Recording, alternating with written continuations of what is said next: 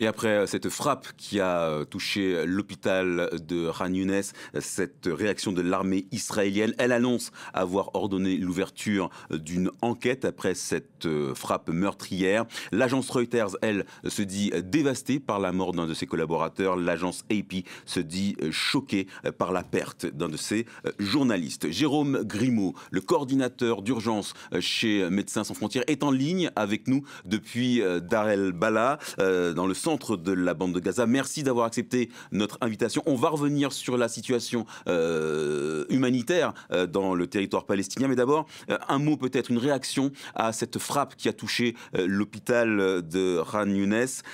Est-ce que vous avez des informations sur la situation sur place? Écoutez, les attaques ont eu lieu à peu près il y a 3 heures.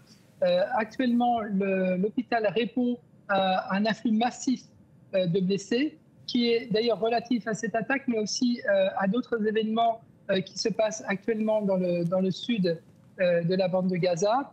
Au moment des frappes, nous avions plus de 50 personnels de MSF qui étaient à la tâche dans cet hôpital, y compris 3 qui étaient dans un laboratoire situé dans le même bâtiment qui a été ciblé.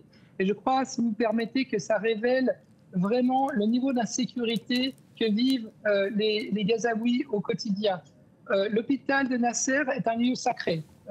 Comme tous les hôpitaux, il est protégé par le droit international. Il se trouve au milieu de la zone blanche, qui est censée être une zone plus sûre dans la bande de Gaza.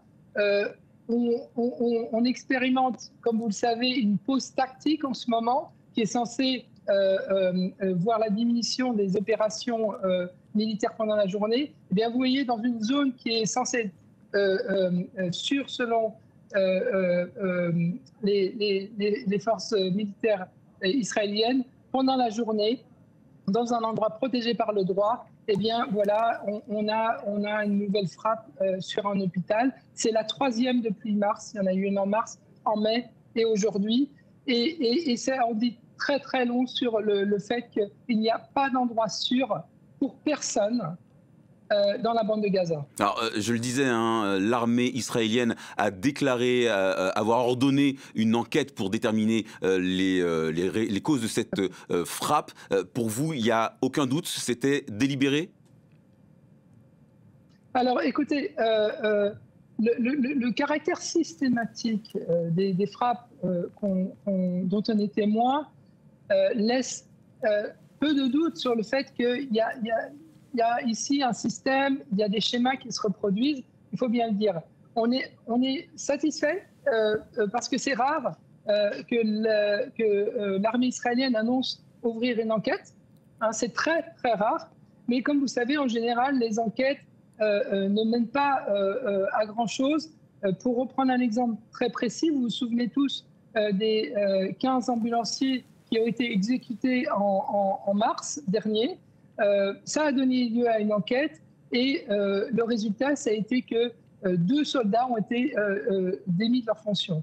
Donc, ils n'ont pas été portés devant une cour, ni jugés, et encore moins emprisonnés, mais démis de leur fonction après l'exécution de 15 ambulanciers. Donc, voilà, c'est un progrès, le fait qu'il y ait une enquête. Maintenant, il va falloir que l'État démocratique qu'est Israël aussi fasse régner un genre d'état de droit, puisque là on parle de crimes de guerre et ça doit être puni autant par la justice domestique en Israël que la justice internationale. Alors, Jérôme Griveaux, plus de 180 travailleurs humanitaires ont été tués à Gaza sur l'ensemble de l'année 2024. Est-ce que vous vous sentez pris pour cible? Est-ce que vous vous sentez en danger?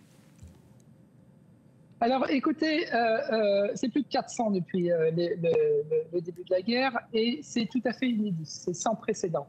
Donc effectivement, les travailleurs humanitaires travaillent dans des conditions qui sont inacceptables dans tous les autres contextes. Voilà, on serait parti depuis bien longtemps et là on ne le fait pas parce qu'on ne peut pas lâcher nos collègues qui sont héroïques, hein, ambulanciers, médecins infirmiers. Ils sont les héros de cette guerre. Donc on reste avec eux. Mais effectivement, les conditions de travail sont, voilà, je vais lui dire inédites. Et lorsque, je m'autorise à le faire puisque vous posez la question, lorsque Israël laisse entendre que les humanitaires sont influencés dans leur narratif par l'une des parties au conflit, la partie palestinienne au conflit, eh bien, faisant cela, elle met une cible dans notre dos. C'est-à-dire que si elle nous associe à son ennemi, alors on devient aussi son ennemi. Et ça, c'est extrêmement dangereux. Et c'est un narratif qu'on entend constamment, que les humanitaires reprennent les propos du Hamas. On l'entend constamment. Et ça, c'est non simplement mensonger, mais c'est criminel. Effectivement, ils mettent une cible derrière notre dos et on ne peut pas s'étonner dans ces conditions que, oui, on ait perdu 400 personnes, parfois délibérément ciblées et exécutées. Je rappelle encore ces 15 ambulanciers morts en mars dernier. Alors, vous parlez de conditions de travail inédites pour les humanitaires. Certains de vos confrères accusent carrément Israël de faire de l'obstruction. Est-ce que c'est ce que vous constatez sur le terrain? Mais complètement. Écoutez, dans notre hôpital de campagne, on devrait avoir deux salles d'opération chirurgicale. Il n'y en a qu'une d'ouverte. Et pourquoi? Parce qu'on a une table d'opération qui traîne depuis près de 2 ans maintenant en Égypte et qui n'est pas autorisée à rentrer à l'intérieur. C'est la même chose pour le matériel médical indispensable, ne serait-ce que des pansements, des produits nutritionnels pour les enfants. Des béquilles, on ne peut pas faire rentrer des béquilles sous prétexte qu'elles pourraient avoir un usage double. On ne peut pas faire rentrer des fauteuils roulants. Donc là, on est dans une logique d'étranglement permanent, où vraiment Israël nous autorise à maintenir la population au-delà de la surface, qu'elle puisse encore respirer. Et puis quand on crie trop fort parce que c'est devenu trop épouvantable, alors l'État d'Israël dessert un peu l'étau et laisse entrer quelques camions supplémentaires à grand renfort de tweets et de campagnes de communication pour que le monde entier se perçoive que cette guerre est la guerre la plus juste qui ait jamais été menée, ce qui est un mensonge éhonté. Donc voilà, on est dans cette logique et qui n'est pas à la hauteur, encore une fois, de la démocratie libérale qu'est Israël. Il est temps de réouvrir les points de passage, il est temps de faire entrer massivement l'aide humanitaire et surtout, en premier lieu, d'assurer la protection des civils et des otages en signant un cessez-le-feu.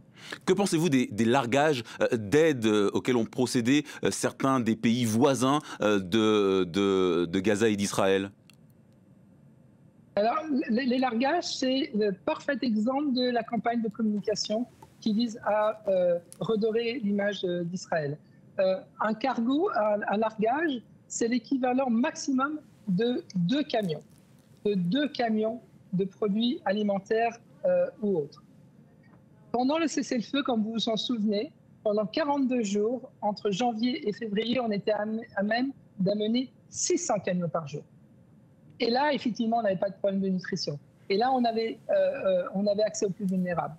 600 camions par jour. Lorsqu'un avion largue sa marchandise, c'est 2 camions. Donc au maximum, on a 10 avions qui passent, ça fait 20 camions par jour.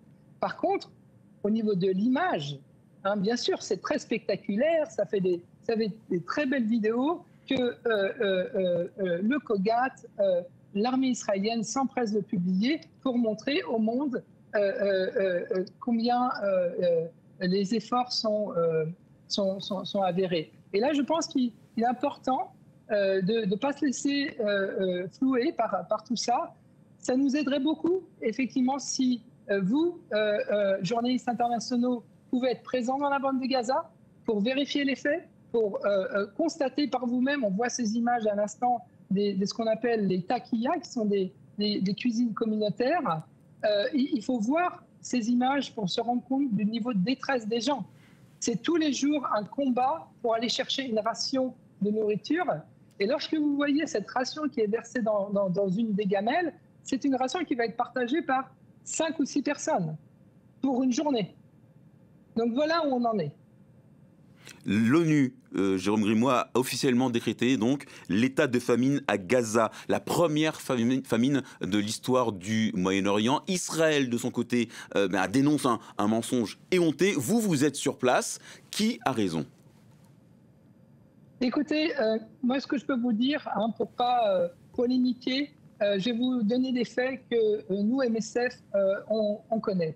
On a des centres de nutrition pour les personnes donc en difficulté, malnutries.